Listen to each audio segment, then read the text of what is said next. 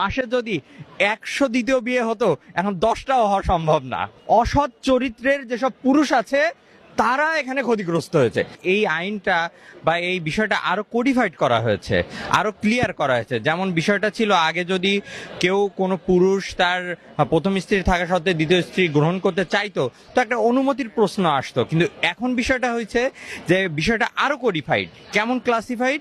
যে এটার জন্য একটা সালিসি পরিষদ থাকবে, অনুমতি তো নিতে হবে কিন্তু এটা আরো আইনগতভাবে নিতে হবে।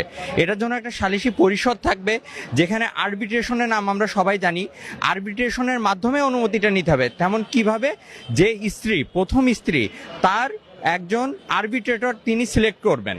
যে স্বামী দ্বিতীয় বিয়ে করতে চাই, তিনি তার একজন আরবিট্রেটর সিলেক্ট করবেন।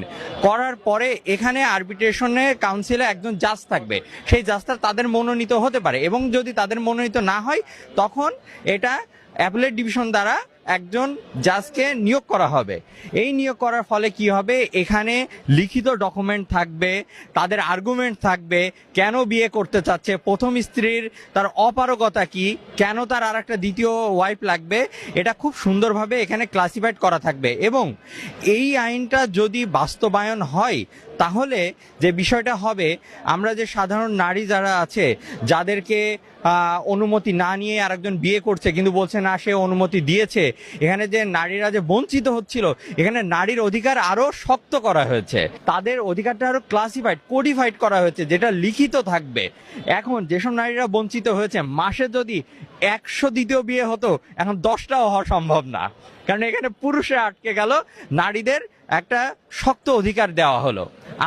আমি নিজেও অ্যাজ এ লয়ার দেখলাম কিছু আইনজীবী যারা আইন সম্পর্কে তারা দেখিও নি, জানেও না, তারা একটা সুন্দরভাবে বলে দিচ্ছে যে অনুমতি লাগবে না, কিন্তু বিষয়টা কি বলা হয়েছে এটা দেখছে না। দ্বিতীয় বিয়ে সম্পর্কে আমাদের ইসলামকেও অনেকে অনেক কটাক্ষ করে যে না, 4টে বিয়ে করা যাবে, এটা কেমন একটা রিলিজিয়ানে এখানে এক নারী জাতিকে বঞ্চিত করা হচ্ছে। কিন্তু বিষয়টা এমন না। আপনি যদি সূরা নিসার দিকে একটু তাকান, এখানে খুব সুন্দরভাবে বলছে যে হ্যাঁ, আপনি একটা না, 1 2 3 4 পর্যন্ত বিয়ে করতে পারেন, কিন্তু কখন করতে পারবেন?